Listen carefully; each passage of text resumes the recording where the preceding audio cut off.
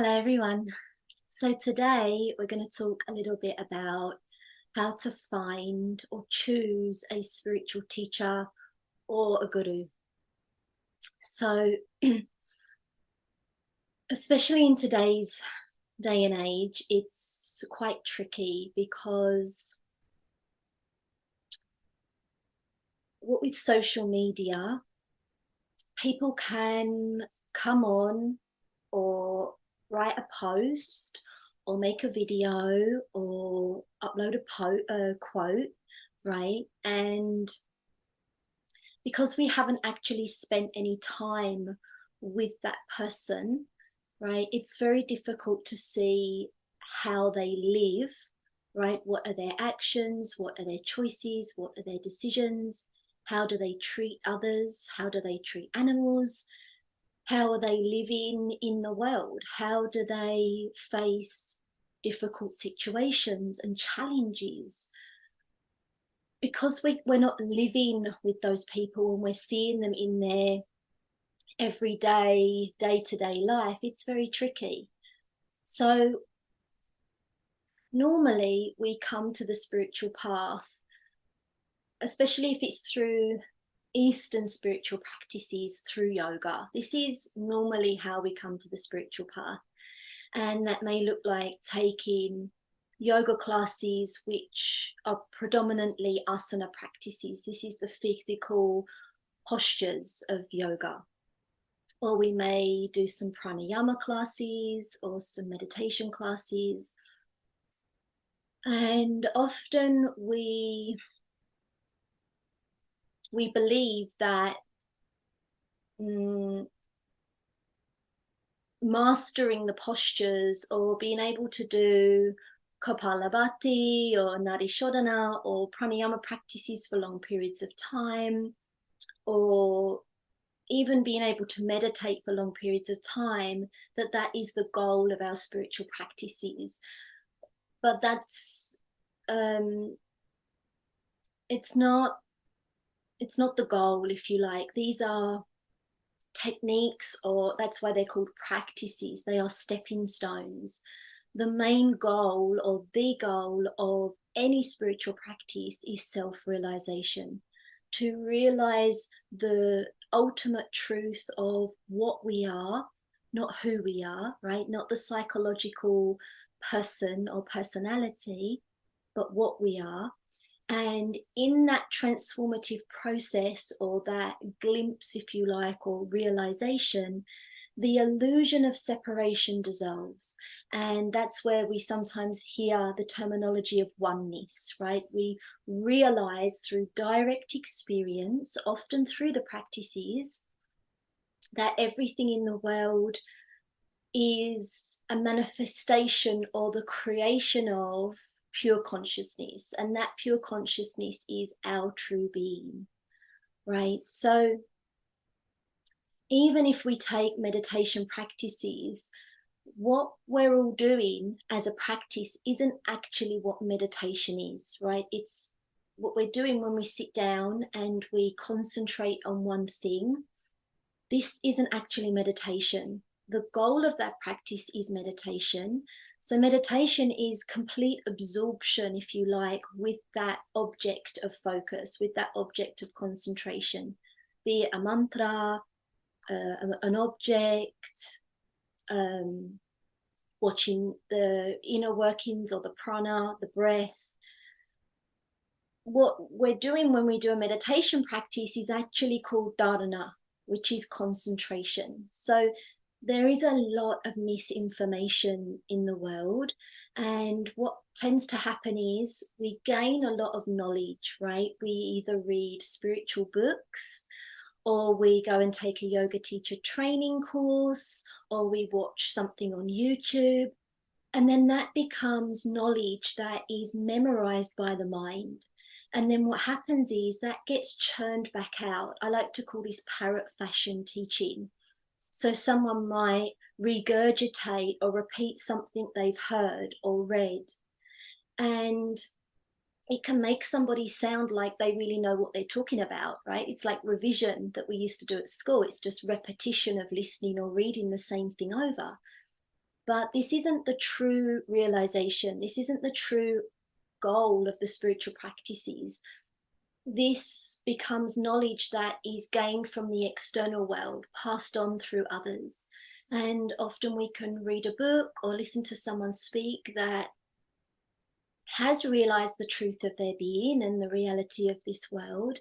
And really, really the best way to use this knowledge is for it to inspire us, right?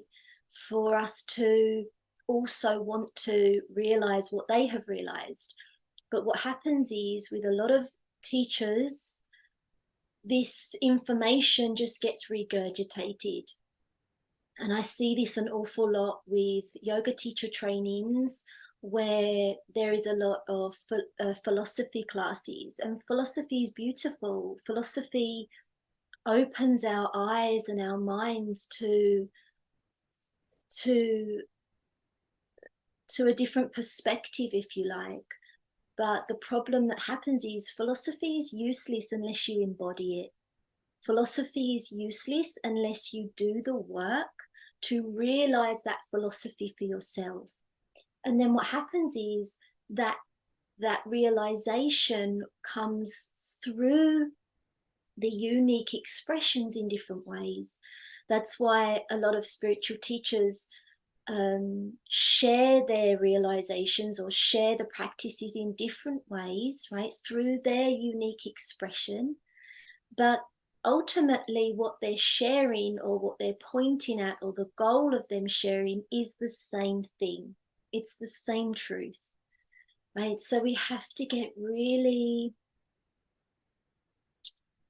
really inquire into whether this person is regurgitating philosophy or regurgitating knowledge or information that they have read or listened to, right?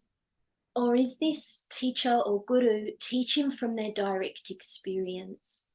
And this can be quite tricky, because often we don't know what to look out for, right? Until we have realized that truth for ourselves, we're unable to understand and know what it is they're pointing to, or what they're trying to express. It's a bit like fumbling around in the dark. And of course, we're all coming from our own limiting beliefs, our own conditionings, our own traumas, our own pasts. There's these layers of what we believe to be true.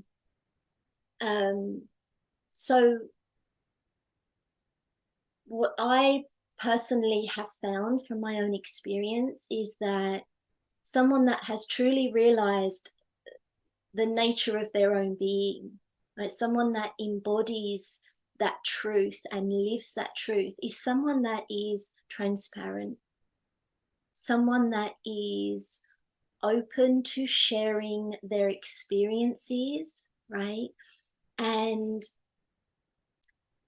someone that doesn't have any fear of being judged or criticized or being opposed with people's beliefs, right? Because someone that's self-realized, call them what you want, a teacher, a guru, a guide,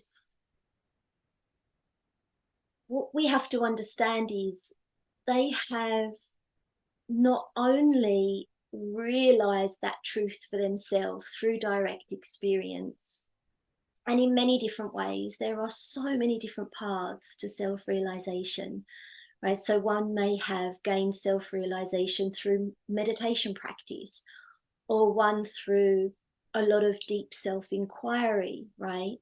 Or through plant medicine even. But what I have found is that it's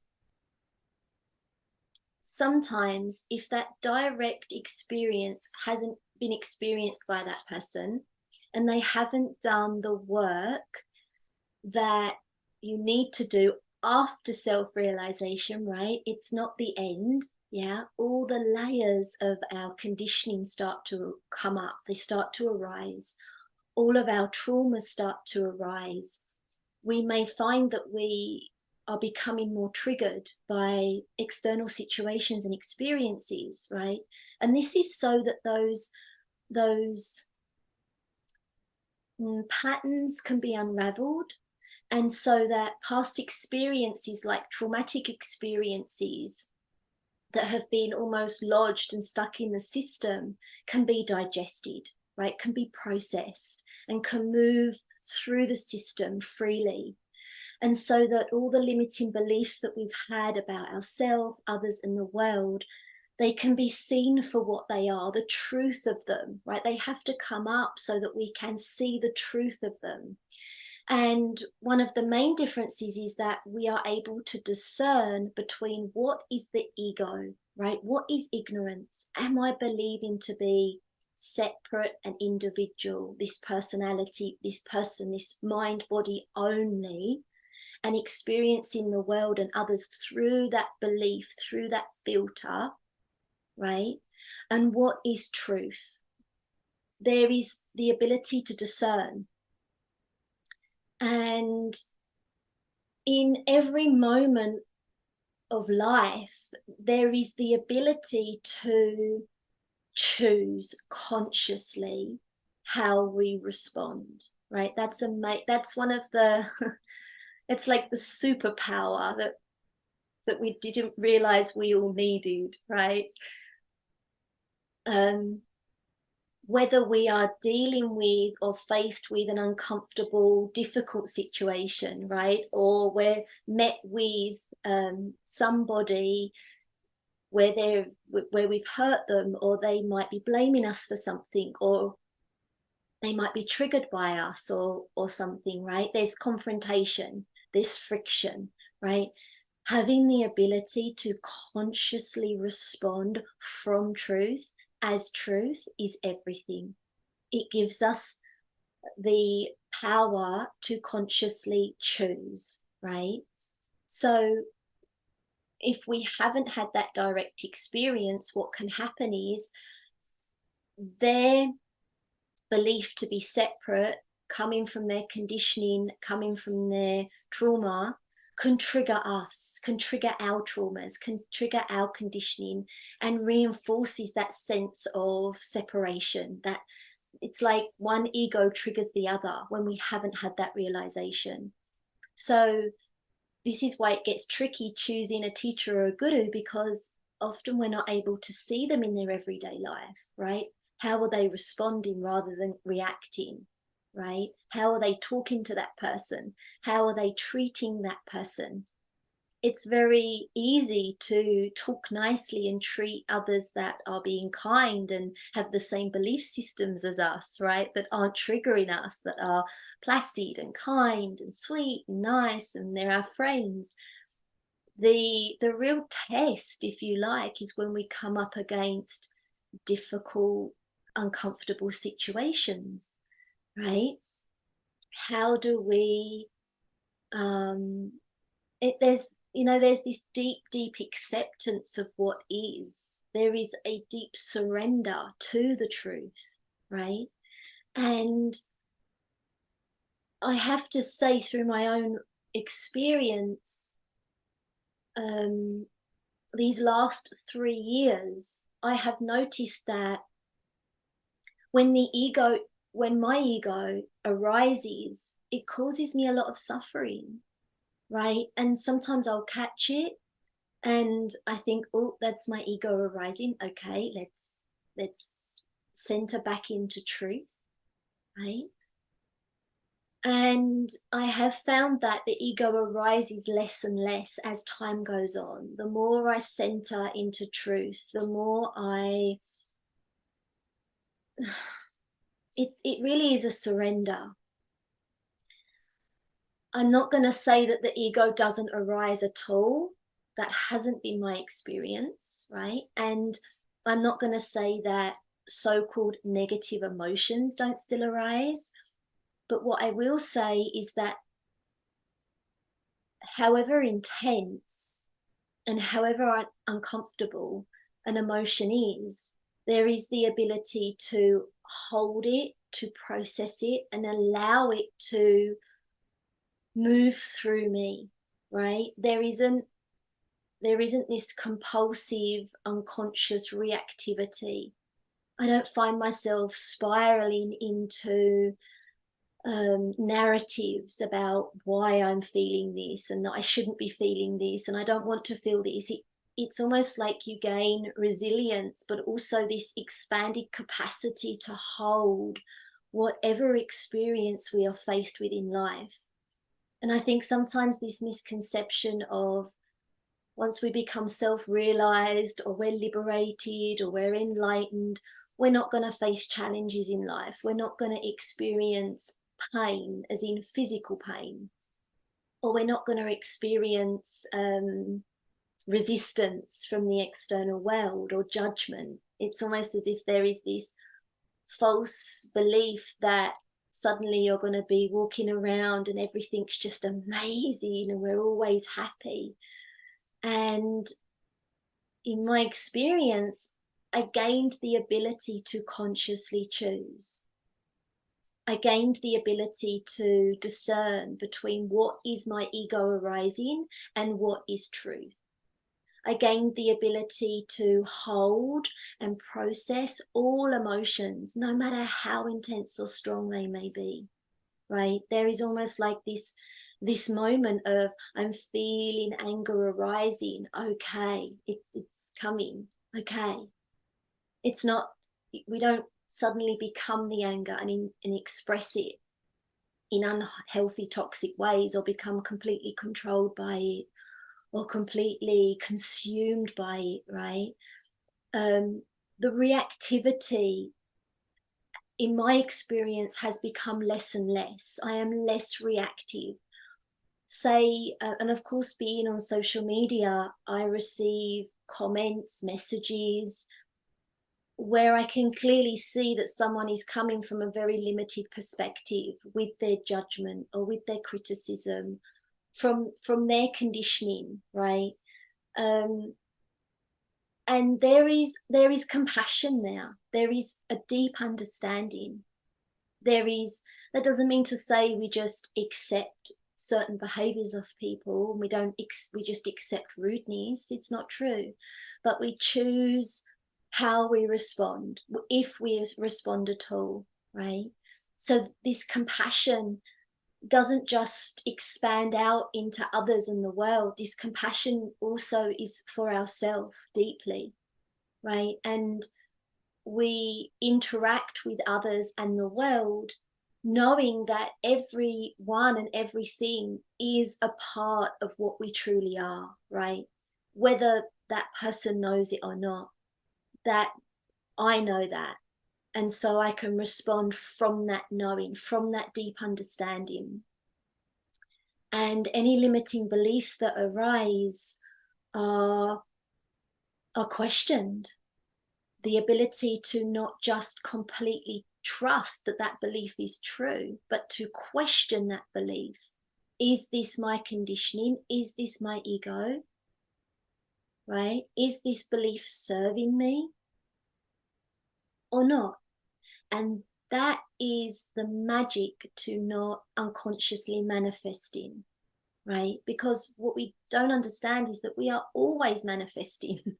Everything we see in the world is a manifestation. So those beliefs that are charged with emotion, right, that feel so true, they're either charged with anger or jealousy or disappointment or fear, right, or criticism or worry. Whatever that belief is charged with, right, there might be a worry around finances, right? I'm not earning enough money. And there might be that physical sensation, that deep flutters you get in the pit of the stomach, right? When that belief is charged with that emotion, then we take action on it, right? Or we don't take action, and that can also hinder us. So there is that ability to discern between, okay, there's maybe this belief is arising, and question it. Is it true? Is this serving me, right? What what do I need to say and do in this moment? Maybe there is an action I need to take, right, to serve me. If it's to do, for example, with finances, maybe there's another route I need to go down, or another way of promoting, or another, whatever it might be. But that worry or that fear doesn't consume us. It doesn't pull us down into the depths of depression, right? It doesn't have momentum to control our actions, right? It's almost as if it kind of feels like you can slow down the moment between the thing arising and the response or the reaction. There is this moment where you get to consciously choose because of that discernment.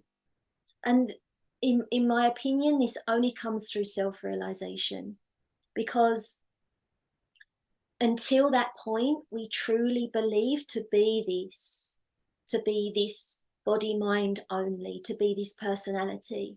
And with that comes the belief that we are separate.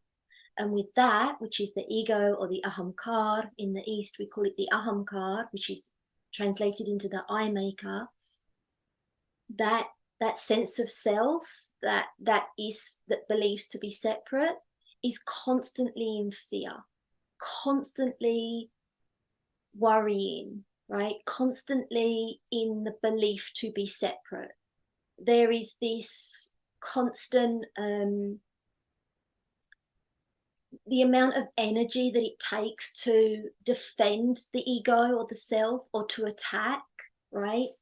To protect, takes up so much of our life force and causes us, this really is the root cause of all of our suffering, right? The belief to be separate, the belief to be this body mind, right? One thing that completely dissolved was the fear of death, right? Through that process of self-realization, through that direct experience, everything you believe to be is no longer there.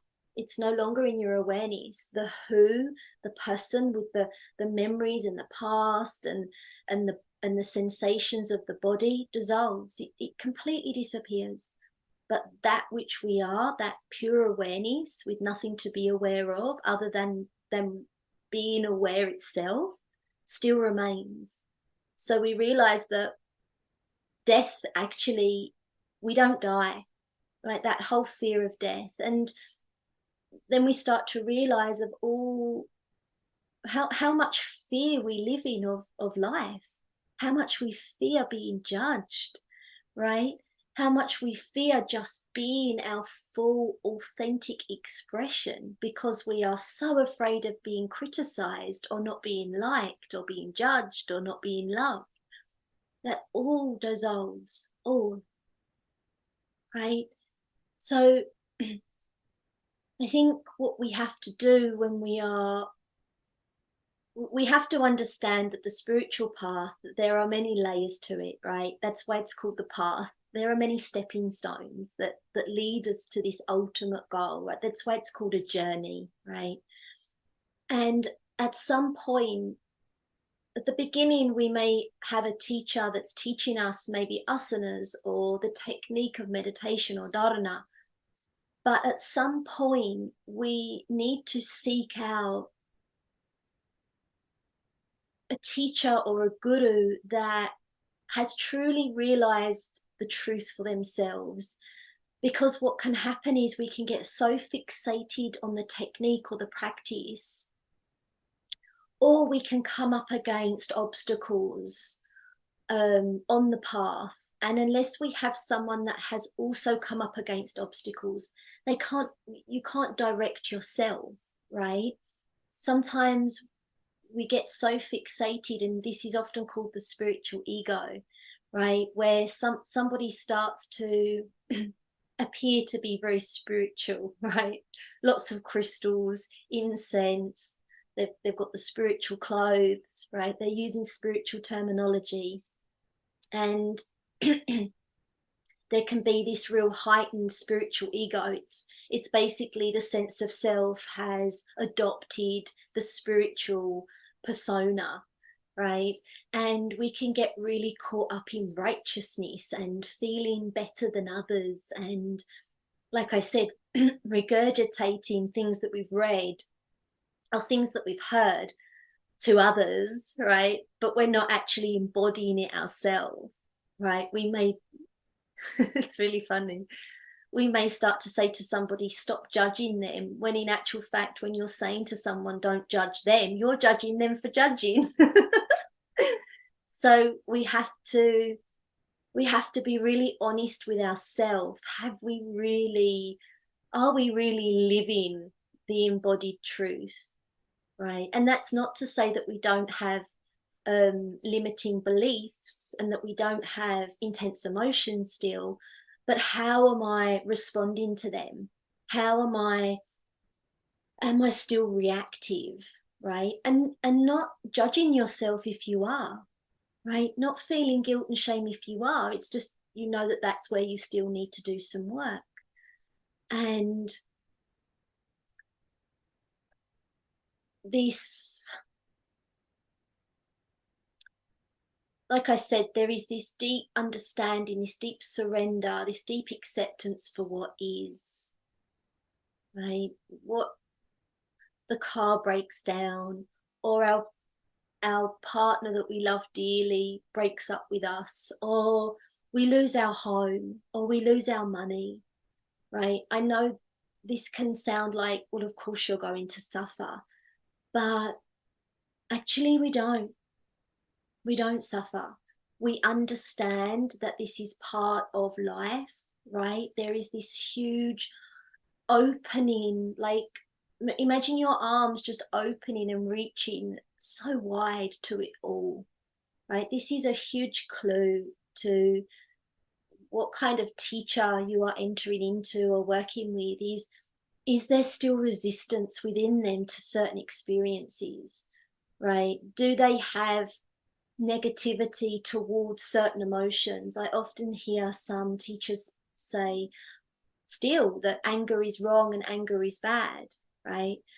But if that's what someone's feeling and you're making them believe that it's wrong and bad, then you are basically part of the problem to their resistance to all of life, right? If we take a bird's eye view of this world and everything that goes on here, there is an awful lot of things that go on that cause a lot of pain, right? There is an awful lot of suffering and pain in the world, an awful lot. And there is also a lot of joy and happiness and love and connection. But it's about expanding and opening our hearts and our being to accepting all of it, right? Not pushing some things away and not running towards some things and away from others. It's, you know, accepting it as it is, and is there something I can maybe do to relieve that suffering in some way? And where do I feel called to help relieve that suffering? So often when we have beliefs around certain experiences, and there isn't that deep acceptance, because, you know, a deep acceptance comes from understanding the reality of this universe, the reality of the world.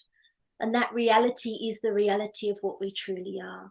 And when we're able to recognize and see how much ignorance we have within ourselves, then we start to see why certain people do things, why we do things, right? We can see where every action is coming from, and the confusion and the frustration and the limited perspective of self and others in the world. So